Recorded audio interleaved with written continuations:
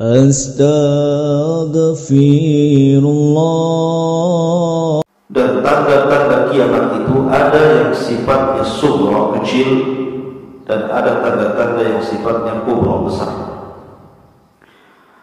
Artinya dengan panjangnya waktu kemudian bermunculan tanda-tanda itu, harusnya ada kesempatan kita untuk bertobat.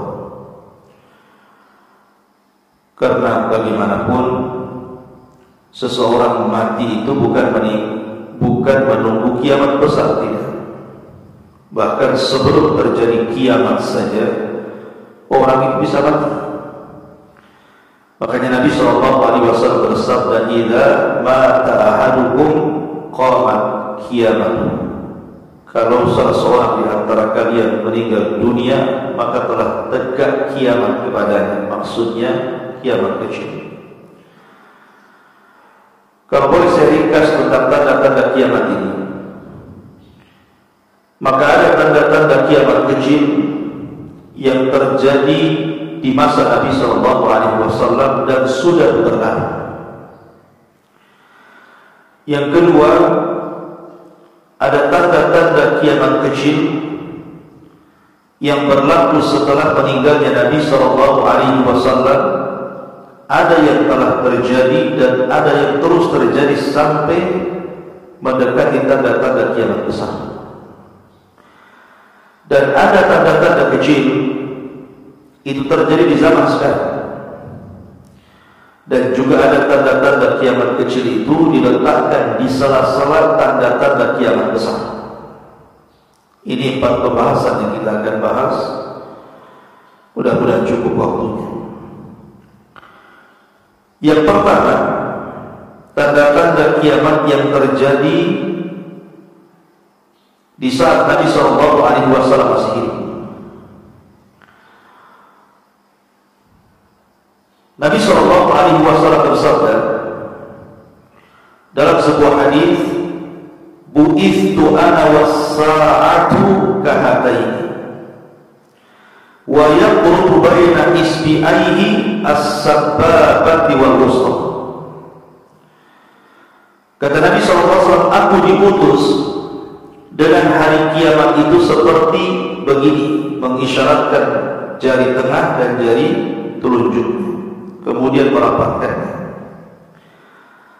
Artinya bahwa diutusnya Nabi SAW dengan tegaknya kiamat besar itu tidak jauh. Kenapa tidak jauh? Karena tidak ada Nabi setelah Nabi SAW dan tidak ada umat setelah umat Nabi SAW. Artinya tinggal nunggu kiamat ini didatangkan saja.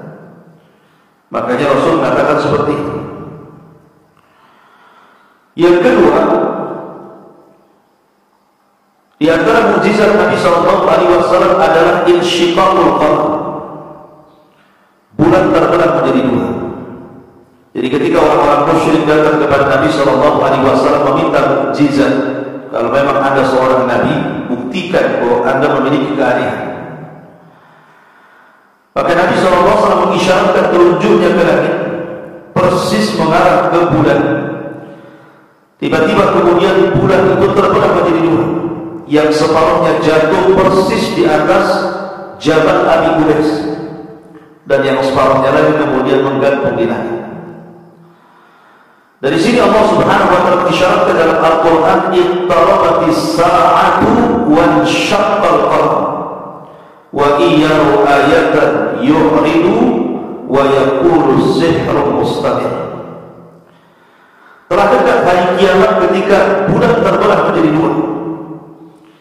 Tapi apa yang terjadi setelah mereka betul-betul melihat bulan terbelah menjadi 2? Dan tentu lebih hebat daripada mukjizat Nabi Musa yang membelah lautan. Karena membelah lautan itu hanya dilihat orang-orang yang ada di sekitar lautan saja. Tetapi bulan ini terbelah bisa dilihat semua orang, karena posisinya di atas. Di mana saja bisa melihat bulan. Mau di ujung timur, barat, selatan, utara. Tetapi Allah Subhanahu wa taala gambarkan, "Wa iyyaru ayatan yu'ridu." Ketika betul-betul tanda-tanda itu dimunculkan oleh Allah Azza wa Jalla, justru mereka berpaling dan mengatakan, "Dhahara sihru Muhammad." Oh, telah tampak sihir sihirnya si Muhammad itu. Makanya Allah mengatakan wa yaqulu sihrun mustahil, dan terbelahnya bulan itu satu tanda dari tanda-tanda kiamat kecil. Masyaallah muslimin yang dimuliakan Allah Azza wa Jalla. Kemudian di antara tanda-tanda kiamat, dan itu sudah berlalu, diutusnya Nabi SAW, termasuk juga wafatnya Nabi SAW, termasuk juga bulan terbelah menjadi dua, itu semua tanda-tanda kiamat kecil. Dan ada tanda-tanda kiamat kecil di zaman Nabi SAW diisyaratkan dalam setiap peristiwa. Seperti Nabi SAW mengatakan, ketika Nabi SAW berada di Tabuk, dalam perang Tabuk, Rasul berada di tenda. Kemudian Auf ibn Malik al-Ashjari radhiyallahu anhu datang kepada Rasul dan mengatakan, "Ataitu Nabi sallallahu alaihi wasallam fi ghazwati Tabuk wa huwa fi qubbatin min al." Aku mendatangi Rasul sementara Rasul berada di tendanya ketika itu. Maka Nabi sallallahu alaihi wasallam kemudian berkata, "Ursitan baina yaday sa'ah." Perhatikanlah perkara sebelum tegaknya kiamat. Salah satunya Nabi SAW katakan, "Mauti thumma fathu Baitul Maqdis." Kematianku dan terbebasnya Baitul Maqdis. Artinya kematian Nabi SAW menjadi tanda-tanda kiamat. Kemudian setelahnya fathu Baitul Maqdis di zaman siapa? Umar Ibn Khattab menguasai Baitul Maqdis dan merebut Persia, jatuh ke tangan kaum muslimin. Adapun kejadian-kejadian tanda-tanda kiamat setelah Nabi SAW meninggal, bahkan terjadi di zaman keemasan yang Nabi SAW sabdakan, "Khairun nasi qarni, thumma alladhina yalunahum, thumma alladhina yalunahum." Sebaik-baik generasi, kata Rasul, generasi aku dan sahabat. Kemudian generasi setelahnya dan setelahnya, artinya sahabat, tabi'in dan tabi'ut tabi'in. Di situ banyak terjadi tanda-tanda kiamat. Di antaranya ketika Nabi SAW menceritakan tentang dua kelompok yang berperang.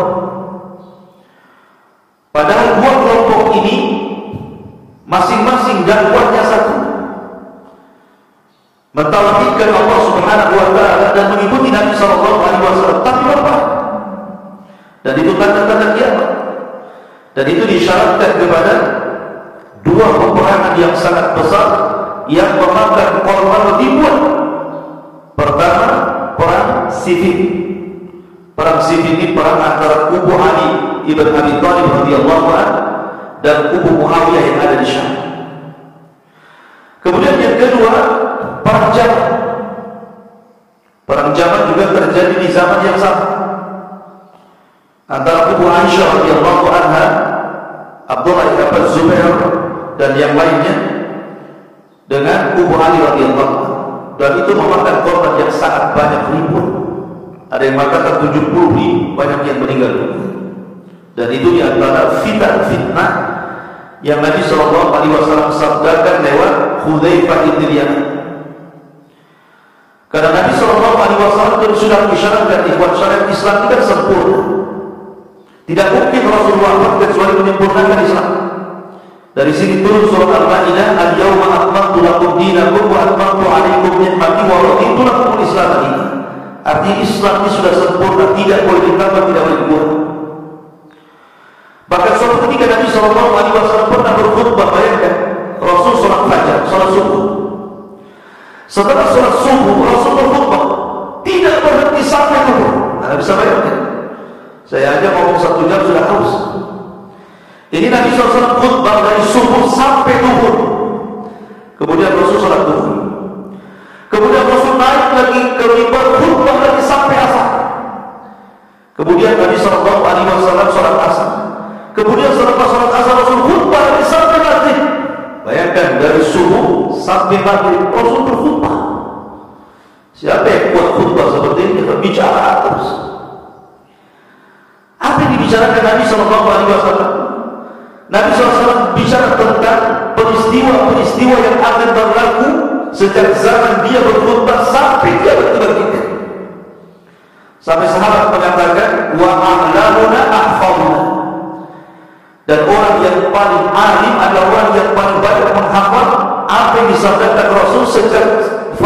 sampai mati. Dan sahabat yang paling mampu menghafal khutbahnya Rasul karena itu ada siapa? Hudzaifah bin Yaman. Dia bisa merekam sabda Rasul dari fajar sampai mati. Dan Hudzaifah menceritakan di antara ringkasannya, kata Hudzaifah, Nabi menjelaskan tentang tanda-tanda kiamat, bahwa ada tanda-tanda kiamat itu, kata beliau, di mana tidak ada satupun rumah dari rumah kaum muslimin kecuali masuk di dalamnya. Nanti kan jelaskan apa di antara tanda-tanda. Oh, ada tanda-tanda kiamat itu tidak ada satu rumah kecuali dimasuki. Ma'asyiral muslimin yang dimuliakan Allah Azza wa Jalla. Nah, di antara tanda-tanda kiamat kecil adalah juga narun 'azimatun takhruju min ahlil Hijaz. Api yang sangat besar yang dijelaskan dalam sejarah, saking besarnya api sampai tingginya 3 kali menara. 3 kali menara. Ya, kalau menara berapa meter? Kalau seandainya menara itu 10 meter, 30 meter api itu. Ya. Ini pernah terjadi sampai Al-Imam Ibnu Syihab Al-Maqdisi rahimahullah taala menceritakan dalam bukunya. Jadi ada sebuah daerah namanya Harra. Harra ini mendekati kabilah Bani Quraidah. Bani Quraidah itu tempatnya kabilah orang Yahudi dulu di zaman Nabi. Tiba-tiba di daerah Harra ini terjadi gempa. Selama 3 hari gempa saja. Setelah gempa tiba-tiba muncul api.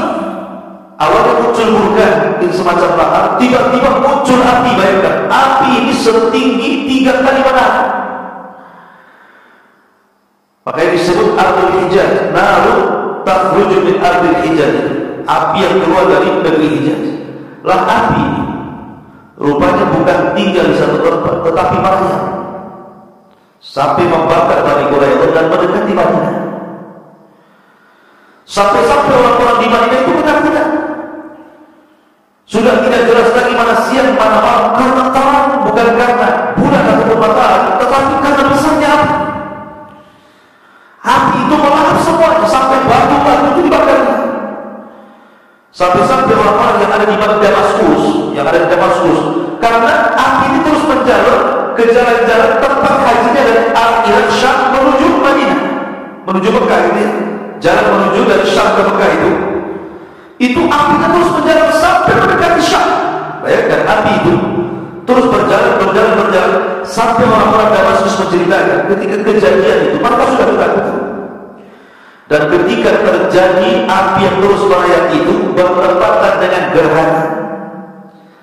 Makanya ikhwan fillah, hati-hati. Kita lihat setiap terjadi gerhana itu mesti banyak musibah setelahnya. Dan kita bisa saksikan di negeri kita setiap ada gerhana mesti setelahnya banyak musibah itu. Tak banjir, tak puting beliung, tak longsor, apa macam-macam ini. Jadi saking ketakutannya orang-orang Damaskus itu, karena melihat api semakin dekat ke daerah mereka. Akhirnya kaum muslimin dari mulai anak-anak sampai orang dewasa, laki-laki sampai perempuan, mereka hanya bisa berzikir kepada Allah, membaca Quran. Jangan sampai kemudian api itu melahap mereka, karena mereka sangka ini kiamat sudah dibangkitkan.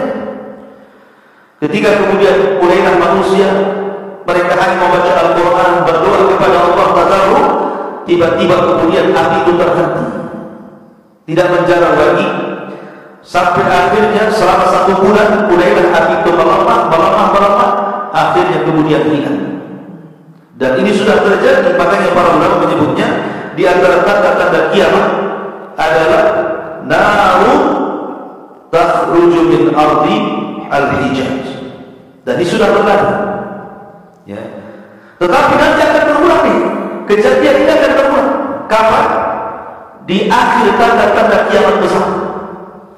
Di mana Nabi SAW mengatakan narun takhruju min ardi adli tukhrijun nas ila mahsyarihim, kata Rasul. Apinya akan keluar lagi, tetapi bukan di Hijaz, tetapi permulaannya di Yaman dulu, di negeri Aden. Bahkan NASA sudah membuat semacam penelitian dengan satelit dan kecanggihan mereka. Memang di bumi Aden itu sudah banyak vulkan di dalamnya. Kalau seandainya itu pecah, maka tidak ada api yang lebih besar kecuali api yang terkandung di bawah negeri Aden. Dalam riwayat, la takhruju min akhir Hijaz. Ada kemudian yang menggabungkan dua riwayat ini, karena bagaimanapun dalam sebuah kaidah mustalahul hadis, jam'u baina adillataini aw lam tarja'ihima, menggabungkan dua riwayat itu tentu lebih baik dibandingkan meninggalkan salah satunya. Ada yang mengatakan bahwa api ini keluar dari Aden dulu, ya kan? Kemudian akan membakar seluruh lautan Yaman. Kemudian api ini terus merayap, lah di Hijaz juga akan muncul api itu, api yang sama. Kemudian akan menyatu api Yaman dan Hijaz, barulah kemudian mereka akan menggiring manusia ke tempat berkumpul mereka di Syam. Karena Syam adalah ardul mahsyar, di mana manusia akan dikumpulkan di Syam. Disitulah kiamat dibangkitkan. Dan ini juga tanda-tanda kiamat besar. Apa tanda-tanda kiamat yang mirip dengan tanda-tanda kiamat kecil. Kemudian juga di antara tanda-tanda kiamat yang disabdakan Nabi Sallallahu Alaihi Wasallam, wiladatul amati rabbatah, di mana anak seorang budak menjadi tuan. Ingat hadis Jibril yang sangat panjang. Hadis Jibril itu disebut oleh para ulama sebagai induk hadis. Jadi kalau antum bicara tentang Quran, ada induk Quran namanya Ummul Kitab Al-Fatihah. Kalau dalam hadis itu ada induk hadis. Semua hadis terinduk kepada hadis ini. Namanya hadis Jibril yang bertanya tentang Islam, iman, ihsan. Itu namanya induk hadis. Lah ketika Nabi Sallallahu Alaihi Wasallam ditanya oleh malaikat Jibril tentang Islam, Rasul menjawab. Tentang iman, Rasul menjawab. Tentang ihsan, Rasul menjawab. Tetapi ketika Nabi Sallallahu Alaihi Wasallam ditanya tentang kapan kiamat, Rasul tidak menjawab. Kenapa? Karena Rasul tidak punya pengetahuan tentang itu. Tetapi ketika Nabi SAW ditanya tentang tanda-tandanya, Rasul SAW menjawab. Salah satunya adalah Nabi SAW bersabda ketika ditanya tanda-tandanya adalah antadidal amatu rabbataha. Jika kau melihat ada seseorang yang dilahirkan dari seorang budak, kemudian dia pula yang menjadi tuan orang tua. Sebagian para ulama mengatakan, apa maknanya? Kenapa ada budak menjadi tuan? Ada yang mengatakan karena terlampau banyak perluasan daerah-daerah kaum muslimin. Di zaman itu kan banyak perluasan. Di zaman Abu Bakar kan sudah berluaskan kekuasaan. Di zaman Umar makin luas. Di zaman Utsman makin luas sampai ke Afrika yang ini. Kecuali zaman Ali, karena Ali itu disibukkan dengan perang saudara. Tapi di zaman Muawiyah mulai dari perluasan. Ya. Sehingga dengan banyaknya perluasan dari negeri Islam, kemudian banyak wanita-wanita yang ditawar dan menjadi budak, ya kan? Akhirnya kemudian dengan banyaknya perbudakan, maka banyak yang kemudian anak-anaknya merdeka karena digauli oleh tuan yang merdeka. Kemudian anak inilah yang menguasai ibu. Ada yang mengatakan seperti itu. Ada juga yang mengatakan bahwa yang dimaksud di sini adalah kinayah daripada hukukul walidain. Anak yang durhaka kepada orang tua seolah-olah dia pula yang mengatur orang tua. Nah, itu juga masuk pada antara dan amatu rabbataha. Ma'asyiral muslimin yang dimuliakan Allah Azza wa Jalla. Kemudian juga di antara tanda-tanda yang disebutkan Nabi Sallallahu Alaihi Wasallam, kathratul mal wal istighna anis sadaqah, di mana harta itu akan berlimpah sehingga orang tidak perlu sedekah. Sampai orang yang datang bersedekah hari ini, dia mengatakan, kenapa kau tidak kemarin saja sedekah? Aku sudah banyak harta. Atau sampai orang yang diberikan 1000 dinar, dia tidak mau, marah nih. Kecil bagi dia 1000 dinar itu. Padahal itu yang besar. Ya, karena orang semua kaya. Kata Nabi SAW, la taqumus sa'at hatta yaksura fikumul mal fayafidu hatta yuhimma rabbal mali man yakbalu sadaqatahu wa hatta yaqidahu fayaqulu alladhina yaqiduhu alaihi la rabbal. Kata Nabi SAW, tidak mungkin tegak hari kiamat sampai harta berlimpah di mana-mana. Sampai orang yang diberikan harta dia mengatakan la hajat, tidak butuh saya harta itu. Bayangkan, ini sudah terjadi di zaman siapa? Di zaman Umar bin Abdul Aziz. Walaupun Umar bin Abdul Aziz itu tidak berkuasa lama sebenarnya. Umar bin Abdul Aziz itu ada 2 tahun dan bisa berkuasa. Tetapi karena dia dipenuhi dengan keadilan, hanya dalam tempo 2 tahun lebih, masyarakat Islam tidak ada yang miskin, tidak ada orang fuqara, orang masakin, sampai orang sibuk bingung mau sedekah sama siapa, karena semua orang menjadi kaya. Ada juga yang mengatakan, apa penyebabnya? Ya penyebabnya karena di zaman itu kan kaum muslim masih kuat sehingga bisa membebaskan negeri-negeri kafir, mengambil harta ghanimah mereka. Saking banyaknya harta rampasan perang itu sampai bingung orang itu mau membagi karena semua sudah kaya. Nah, ini juga diantara keterangan para ulama tentang masalah ini. Kemudian juga zuhurul fitnah, banyaknya fitnah yang akan berlaku. Nabi sallallahu alaihi wasallam bersabda, "Badiru bil a'mali fitanan kaqitul lailil budr. Yusbihu ar-rajulu mu'minan wa yumsi kafiran, aw yumsi mu'minan wa yusbihu kafiran yabi'u dinahu bi aradin minad dunya." Bersegeralah kalian beramal dengan amalan yang saleh yang baik sebelum datang fitnah seperti penggalan malam yang sangat gelap.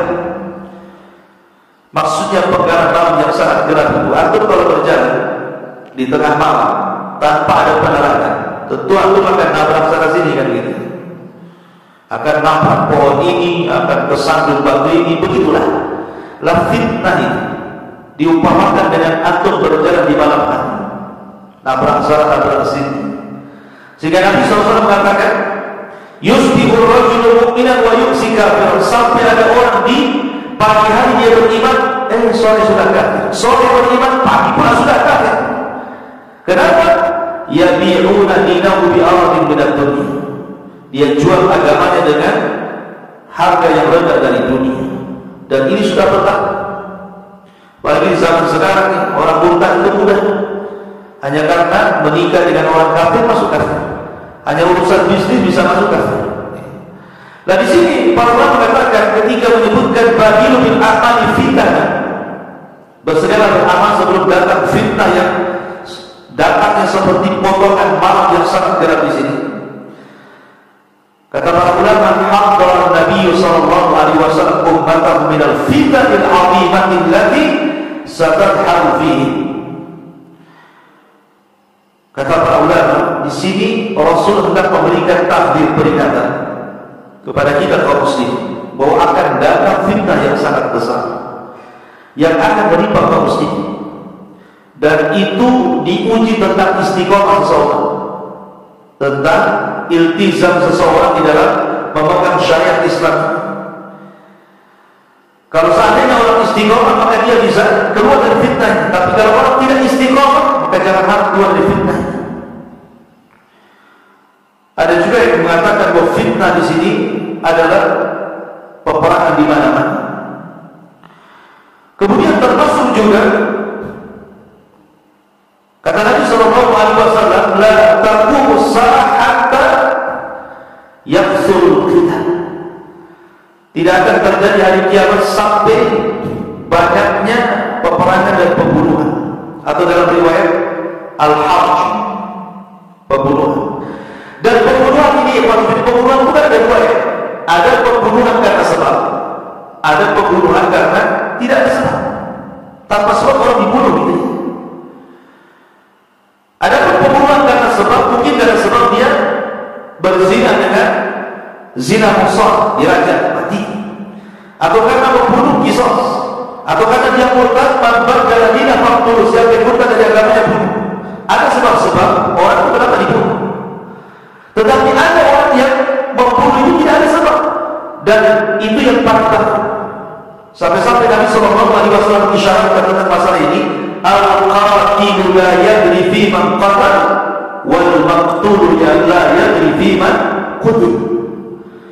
Jadi orang yang membunuh bingung kenapa alasan ini bisa membunuh. Orang yang dibunuh lebih bingung lagi kenapa bukan bisa dibunuh. Karena pembunuhan di zaman sekarang itu sudah tidak ada alasannya. Gara-gara uang parkir orang bisa dibunuh, Gara-gara orang keserempet di jalan, orang bisa dibunuh. Gara-gara urusan orang tua nggak ngasih motor, orang tua bisa dibunuh. Gara-gara sakit hati, sampai saya dengar yang berita di YouTube itu, ada orang tua negor sama anaknya. Anaknya nggak terima, malamnya dibunuh orang tua. Gara-gara anak orang tua mengatakan kok anaknya nggak guna, hanya kamu begitu. Sakit hati anaknya, malamnya ditusuk orang tua. Alhamdulillah. Coba, kalau sudah sama orang tuanya saja berani membunuh, tentu sama orang yang tidak ada kebaikan sama sekali berani membunuh. Urusan lahan bisa membunuh, urusan kehormatan bisa membunuh. Jadi sekarang ini tidak ada alasan gitu ya, tidak ada sebab kenapa orang itu bisa membunuh. Makanya Rasul mengatakan orang yang membunuh bingung alasannya kenapa dia sebab bisa membunuh. Orang yang dibunuh lebih bingung lagi kenapa bisa dibunuh, begitu ya. Tetapi keadaan Allah Azza wa Jalla tetap ada kisah pada harinya.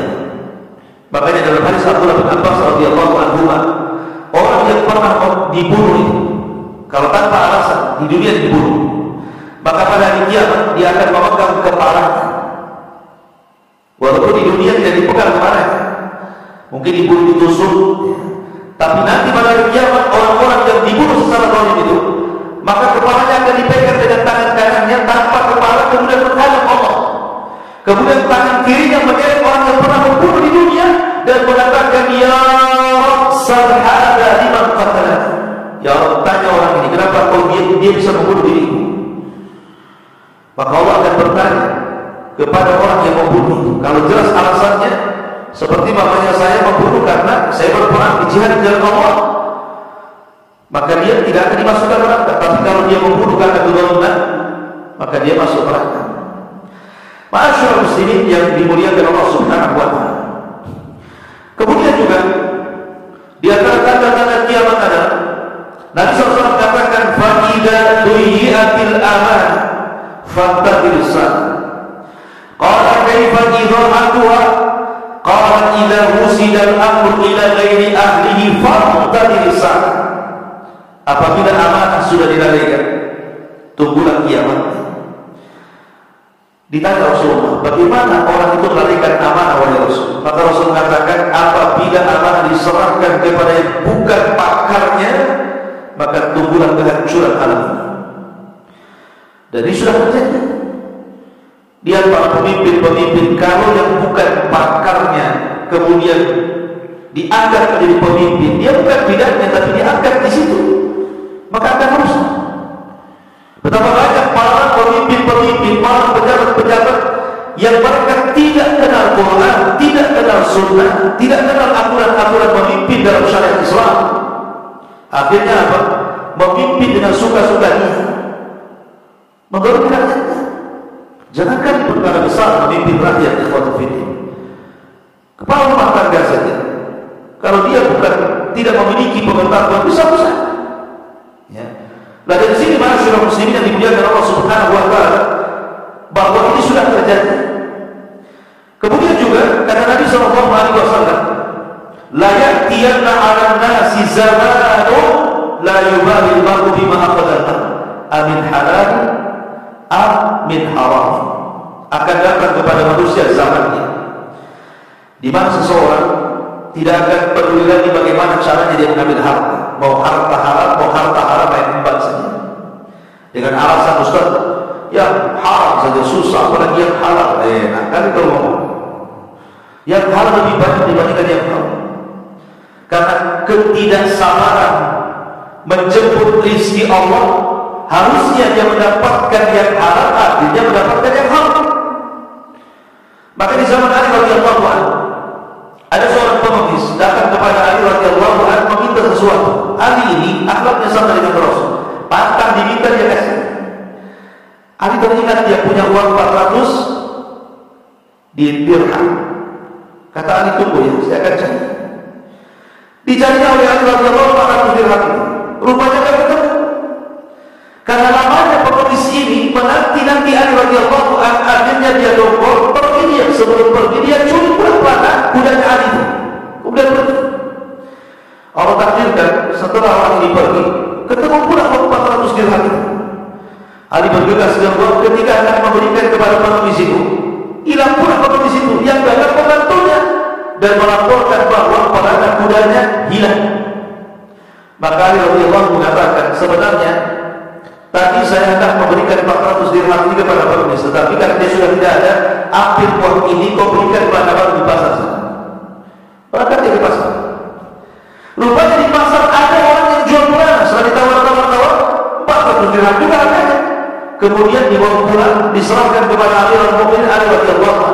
Kata Ali, Allahu Akbar, ini kan pelana kita. Dari mana kau beli?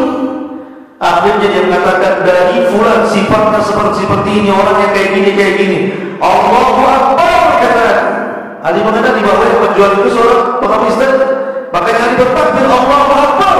Kalau orang itu mau sabar, dia akan mendapatkan 400 dengan cara halal. Tapi karena dia tidak sabar, maka dia mendapatkan dengan cara halal. Orang mendapatkan rizki halal itu karena tidak sabar. Ingat, rizki itu kan sudah ditentukan oleh Allah di dalam mahfuz. Tidak mungkin meleset. Tidak ada ceritanya malaikat kasih rizki salah alamat itu. Kalau salah alamat, malaikat kawin. Ya. Tidak ada ceritanya malaikat salah alamat. Cuma kita yang tidak sabar, akhirnya menjadi rizki yang haram pada rizki yang halal. Dan itu tanda-tanda kiamat di zaman sekarang. Sudah orang tak perlu yang penting dalam Quran. Mau bagaimana pun caranya. Dan itu tanda-tanda kiamat yang disebutkan dalam hadis Nabi SAW di sini. Ma'asyiral muslimin yang dimuliakan Allah Subhanahu wa taala. Kemudian juga tawaqquf al-jizyah wal faraj. Berhentinya pembayaran jizyah. Kalau dulu kan ada namanya jizyah. Seperti Nabi SAW ketika menyerbu Bani Quraidah, kemudian Bani Quraidah, kemudian Bani Nadir, kemudian terakhir perang di Khaybar. Rasulullah dan pasukan dan para sahabat, orang-orang Yahudi takut kepada kaum muslimin. Rasul tidak memaksa mereka masuk Islam. Akan tetapi Nabi SAW meminta mereka untuk membayar jizyah, upeti. Ya. Makanya Allah mengatakan, hatta yu'tul jizyah an yadin wa hum saghirun. Mereka harus membayar upeti dan mereka harus merasa rendah di tengah kaum muslimin. Tetapi jizyah ini sudah tidak ada lagi. Dan nanti di akhir zaman, di zaman Al-Mahdil Muntadhar akan berlaku lagi. Ya. Ma'asyiral muslimin yang dimuliakan Allah Subhanahu wa taala. Kemudian juga di antara al-futuhat wal huruf, banyaknya pembebasan negeri-negeri dan banyaknya peperangan di mana-mana. Maka Nabi SAW ketika mengisyaratkan bahwa Persia akan jatuh ke tangan kaum muslimin, akhirnya terkuasai di zaman siapa? Di zaman Umar. Kemudian Romawi, ketika Nabi SAW akan dikuasai kaum muslimin, terjadi juga Romawi, ya. Negeri Eropa. Kemudian juga ketika Nabi SAW menceritakan tentang akan hilangnya negeri Kisra dan Kaisar, dan itu juga terjadi. Kata Rasul, apabila mati Kisra, maka tidak ada Kisra setelahnya. Ketika Nabi SAW mengirim surat ke kerajaan Kisra, kan? Kemudian dirobek-robek suratnya Rasul, maka Rasul mengatakan, "Mazzaqallahu mulkan." Semoga Allah hancurkan kerajaan. Idza mata Kisra, maka Kisra abada. Kalau hancur Kisra, tidak ada Kisra lagi. Dan betul, tidak ada Kisra lagi, Kaisar sudah tidak ada lagi. Dan semua dikuasai kaum muslimin, dan itu pernah terjadi di abad kejayaan kaum muslimin menguasai Persia dan Romawi. Padahal di zaman Rasul itu dua negara tidak ada, ya. Yang paling kuat satu dunia tapi dikuasai kaum muslimin. Dan itu sudah berlalu. Artinya bahwa tanda-tanda kiamat ini sudah berlalu. Termasuk juga kita runtuh, di mana kaum muslimin akan memerangi bangsa Turki, bukan Turki yang sekarang kita kenal Istanbul, bukan. Maksud Turk di sini artinya adalah tentara Mongolia bahasa kita ya, yang sipit-sipit, bulan-bulan gitu, yang pendek-pendek, persis kayak orang Cina gitu. Tapi bukan Cina, maksudnya di sini Tatar kan. Ya, Tatar itu pernah terjadi peperangan kaum muslimin melawan Tatar di zaman Syekh Islam Ibnu Taimiyah rahimahullah, dan kaum muslimin dimenangkan. Padahal Tatar ini berbis, ya, rajanya sampai jeniskan waktu itu kan, sampai menguasai Baghdad, menumpahkan darah, membakar kitab Ahli Sunnah, merobohkan semua Baghdad, membantai kaum muslimin habis-habisan. Tetapi kemudian Allah Subhanahu wa taala memenangkan perang Tatar. Dan ketika perang Tatar berhasil menguasai Baghdad, tidak itu karena siasatnya orang-orang Syiah. Ya, jadi kerjasama dengan orang-orang Syiah, kemudian dijebaknya khalifah sampai dibunuh, kemudian akhirnya mereka masuk ke negeri Baghdad, dibantai negeri Baghdad, dihancurkannya bangunan, ulamanya dibantai, kitab-kitab ahli sunnah dibakar. Dari situlah banyak yang berani tentang rujukan kaum muslimin, karena kitab-kitabnya banyak dibakar. Alhamdulillah masih banyak yang tersisa, tapi sebagian besar dibakar oleh orang-orang kafir. Tapi Allah menangkan di zaman Islam Taimiyah, maka kaum muslimin berhasil mengalahkan kafir. Masyaallah muslimin yang dimuliakan Allah Subhanahu wa taala. Kemudian juga al-khasf wal qadaf wal masfu. Tadi khasf itu kalau ke langit berarti gerhana, kalau ke bawah berarti gempa. Kemudian juga al-qadaf wal mas, orang itu dirubah wajahnya atau akhlak. Seperti Bani Israil pernah dirubah menjadi keras selama 3 hari kemudian mati. Maka umat ini pun akan berlaku, ada orang-orang yang dirubah wajahnya. Bahkan saya pernah terbaca dari salah satu kitab yang dikarang Imam Ibnu Hazm rahimahullah taala. Ketika Nabi SAW katakan tentang masalah kaifiyah salat, siapa yang mengangkat kepalanya ke langit, maka akan dirubah kepalanya dengan kepala ke langit. Ya kan, kata Nabi SAW, siapa yang ketika sholat tidak memandang tempat sujud, malah kemudian tengok sampai ke langit gitu ya, ketika sholat Allahu Akbar begini ya, maka kepalanya itu dirubah dengan kepala ke langit. Kata Imam Ibnu Hazm, di zaman dia ada orang yang kemudian ingin mencoba hadis itu. Hadis ini tidak benar, mana kepala saya belum mati ke betul dia sholat. Akhirnya dia mendengarkan diri ketika imam dia hadis itu bicara tentang masalah mendahului imamnya. Barang siapa yang mendahului imam sebelum bangkit dari ruku dia sudah ruku, imam sebelum bangkit dari sujud dia sudah sujud, maka dia akan dirubah kepala kedai. Orang ini mau mencoba, betulkah hadis ini katanya? Akhirnya betul-betul ketika imam masih ruku dia sudah bangkit, ketika imam masih sujud dia bangkit. Habis sholat kepalanya jadi kedai. Itu di zaman Al-Imam Ibnu Hazm. Ya. Jadi bukan mustahil terjadi masbut itu, di mana Allah Subhanahu wa taala merubah fisik seseorang jadi binatang. Ya. Ataupun mungkin kelakuan seperti binatang, seperti Allah katakan ulaika kal an'am bal hum adall. Terkadang mereka pasti seperti binatang ternak atau mungkin lebih sesat dibandingkan binatang ternak. Masyaallah muslimin yang dimuliakan Allah Subhanahu wa taala.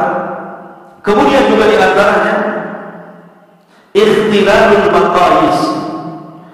Ikhtilalul maqayis itu artinya berubah dari kondisi yang baik kepada yang buruk, sehingga orang menyangka yang baik dianggap buruk, yang buruk dianggap baik. Itu namanya ikhtilalul maqayis. Dan Nabi SAW yang mengatakan seperti itu, saya di alaikum zaman, akan datang zaman kepada kalian yusaddiqu fiha al-kadhib wa yukadzabu fiha as-shadiq, di mana orang jujur dianggap berdusta dan berdusta dianggap jujur. Dan akan datang kepada kalian al-ruwaibidah. Apa itu ruwaibidah ya Rasulullah? Kata Rasulullah katakan ar-rajulun tafih yatakallam fi amril am. Orang jahil tapi bicara tentang masalah tertentu. Lihat hari ini kan, kalau sudah cerita politik sampai bertahun hari dia cerita politik. Apalagi ada mau pemilu kan, ini bagus nih, semua cerita, tukang beca, tukang ojek, sampai ke pasar, sampai membantu rumah tangga, sampai ke pejabat, sampai ke pemimpin. Kayak pakarnya dia. Ya. Semua pun tidak. Tapi kalau cerita politik, luar biasa dia. Kayak dia aja pakarnya. Ya, sekali dibantah atau apa-apa. Jadi ada orang-orang yang tidak tahu tentang sesuatu, tapi bicara sesuatu ini pakar. Ini kan pakar. Padahal dia perlu pakar. Masyaallah muslimin yang dimuliakan Allah Azza wa Jalla, itu akan datang seperti itu. Umat-umat yang bukan bidang, tapi bicara tentang bidang. Ini bahaya. Makanya Syekhul Islam Ibnu Taimiyah mengatakan, separuh dokter merusak pasien, separuh insinyur merusak bangunan, separuh ulama merusak umat. Itu istilah-istilah. Kalau dokter dia nggak sekolah kedokteran, dia hebat ijazahnya, mal praktek dia jadinya. Disuntik bukan kasar rumah dia. Sebab insinyur buat bangunan, roboh bangunannya. Karena kurang ilmunya, separuh ulama juga sama, merusak, sesat dan menyesatkan orang.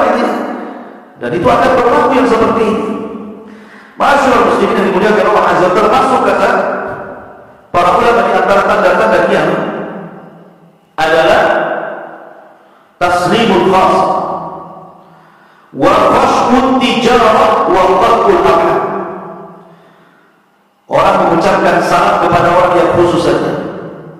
Taslimul khasah. Kalau sesama antum pernah di pesantren ketemu, assalamualaikum. Kalau nampak orang lain bukan satu pesantren dengan antum, cuekin saja. Hai. Ini kan bahaya. Salam itu diberikan kepada orang yang kita kenal dan yang tidak kita kenal selama zahirnya dia muslim. Nampak dipakai peci, ada kita orang Kristen. Assalamualaikum Pak. Begitu maksudnya. Nampak ini pakai baju koko, walaupun sipit-sipit, mungkin muslim dia. Assalamualaikum. Begitu maksudnya. Ini kalau nggak sesama teman aja tidak bosan. Nah ini sudah tanda-tanda kiamat. Ataupun khusus tijarah, mudahnya jual beli. Kalau dulu orang ke pasar itu pakai angkot dulu, nunggu angkot dulu, belum angkotnya ramai, tunggu angkot yang lainnya.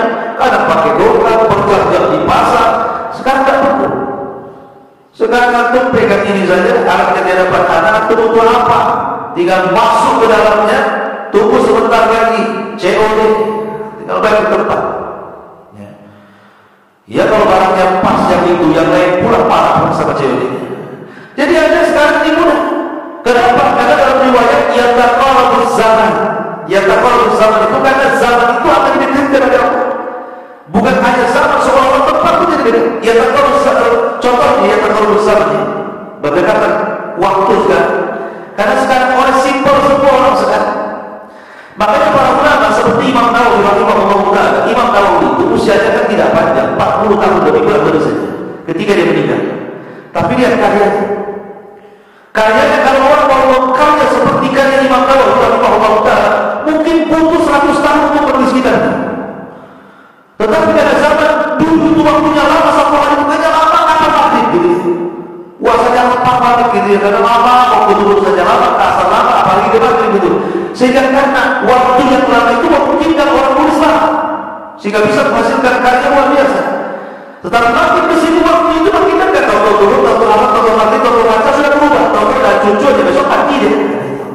Ada orang seperti itu, ya. Karena pendekatan zaman masalahnya. Makin kesini itu makin cepat waktu itu, makin sangat cepat sekali. Ke duhur, ke asar, ke maghrib, toto maghrib, toto buka saja kita. Baru tidur sebentar, sudah asar. Baru tidur sebentar, sudah subuh. Ya. Makanya kenapa kemudian dengan berdekatannya waktu juga berdekatan pasar. Berdekatan pasar, atau mau apa saja mudah, hampir setiap rumah dan pasar. Nggak bisa langsung, bisa online. Itu tanda-tanda kiamat juga disebutkan oleh Nabi SAW, termasuk qat'ul arham, ketika banyak orang yang memutuskan silaturahmi gara-gara handphone putus silaturahmi. Kalau dulu mau ketemu orang tua itu belum ada handphone, kumpulin duit 1 tahun kerja dia bela-bela makan sumber di 1 tahun supaya dia bisa pulang kampung kan, ketemu orang tuanya kan. Ketika ketemu orang tuanya, masya Allah nangis, mungkin air mata itu 1 hektar kalau di kampung, saking rindunya sama orang tua. Ya, di peluk-peluknya dia sama orang tua, mau pergi pun sama. Ya. Sekarang sudah ada handphone, mana apa yang mana? Tak ada lah, selesai, tak ada itu lagi. Ya. Sekarang sudah ada ini, terputus silaturahmi. Ini bisa memutus silaturahmi. Kadang-kadang orang tua dengan berkali-kali dibiarin sama anaknya, benar? Paling bukan duit kan? Celaka itu. Ya. Jadi gara-gara ini terputus silaturahmi. Ini yang sangat mudah yang jelas di hadapan kita. Ya, dari sini makanya kenapa tanda-tanda kiamat ini sudah makin dekat, makin setiap hari itu ada saja tanda-tanda yang muncul. Hampir mungkin 99% tanda-tanda itu sudah muncul, tanda-tanda kiamat kecil. Ada tanda-tanda yang mungkin belum terjadi seperti Aulatul Jaziratil Arab, kembalinya Jazirah Arab, Jannati wa Al-Arab, di mana nanti Jazirah Arab yang sekarang sering rontak banyak pada pasir sana sini nanti akan hijau. Ada prediksi orang katanya Jazirah Arab sudah hijau belum? Itu pengairan irigasi yang dibuat mereka, taman-taman yang dibuat mereka, tidak bukan tumbuh alami, ini tumbuh alami ini, bukan dibuat, bukan. Memang Allah Subhanahu wa Ta'ala takdirkan dan diarah dari sumur, bukan karena dibuat taman kemudian irigasi air, bukan itu. Ya, karena ada orang yang salah paham. Kemudian juga intifa'ul ahillah, nanti akan terjadi gerhana bulan itu sangat besar mendekati bumi, seolah besar kan bulan itu. Kalau sekarang masih jauh tuh kalau gerhana, tapi nanti suatu ketika akan terjadi gerhana, kayaknya gerhana itu akan besar sekali, kayak depan kita itu bulan itu. Dan itu belum terjadi, gitu ya. Namanya intifa'ul sebagaimana yang hadis yang disebutkan Syekh Nasruddin Albani rahimahullah taala, termasuk juga taklimus sibah wal jima lil insan. Jadi belum terjadi di mana pohon bisa binatang-binatang buas bisa bicara, termasuk juga al-jamal, batu-batu, cadas-cadas itu bisa bicara. Ini belum terjadi dan akan terjadi. Bahkan kelak di akhir zaman akan dikuatkan lagi dengan hadis ketiga bicara tentang mahkamatul kubra itu, di mana orang Yahudi sembunyi di balik batu. Bahkan pula ngomong, Muslim, ada Yahudi di belakang saya bunuh nih. Semua orang bisa bicara, memberitahu persembunyian orang-orang Yahudi yang lain. Kemudian mereka bersembunyi di semua tempat kecuali satu pohon yang disebut pohon Allah. Nah, ini pohon ini lagi ditanam oleh Israel, sehingga mereka meyakini, karena hadis ini sudah bocor sama orang-orang Israel, sehingga mereka menanam pohon Allah. Mereka tahu itu pohon mereka, ya, mereka menanam, tapi pernah sempat kebakaran itu, ditanam pula lagi sama dia. Waktu itu dia kata Allah Azza, termasuk juga yang belum terjadi inhisarul furat an-jabal min al-dhahab, di mana nanti sungai Efrat itu akan kering, kemudian akan muncul gunung semua keras. Itu yang diperebutkan 3 anak khalifah. 3 anak khalifah akan memperebutkan itu. Tetapi jangan disyaratkan kepada Raja Salman hari ini. Katanya Raja Salman punya 3 anak, itulah yang akan memperebutkan pembedahan emas di sungai Efrat. Dari mana penafsiran itu? Nabi akan menyebutkan 3 anak khalifah. 3 anak khalifah, dan tidak disebutkan juga Mekah, tidak disebutkan tentang negeri Madinah. Ya. Jadi ini anak khalifah mana satu gitu, nggak bisa kita memprediksi karena ini perkara dari Nabi SAW hanya menyebutkan 3 anak khalifah, memperebutkan bukit tempat di sungai Efrat, itu saja selesai. Adapun kapan terjadinya, wallahu a'lam, yang jelas belum terjadi, karena nanti kalau setelah terjadi akan banyak urus, ya, pembedahan terbuat dari perut bumi dan akan memakmurkan manusia. Ma'asyiral muslimin yang dimuliakan Allah Subhanahu wa ta'ala, termasuk juga muharramatul muslimin ilal Madinah. Nabi SAW mengatakan yushikul muslimuna an yuharram ilal Madinah hatta yakuna ab'ad masalihim silah. Dan banyak lagi ada namanya fitnah Duhaimah, ada namanya fitnah Ahlas, ada namanya fitnah Jahjah, itu istilah-istilah ya. Jadi nanti kita akan lanjutkan di esok hari tentang lanjutan tanda-tanda kiamat kecil. Wallahu a'lam subhanahu wa bihamdika, asyhadu an la ilaha illa anta, astaghfiruka wa atubu ilaik. Wallahu ta'ala. Assalamualaikum warahmatullahi wabarakatuh.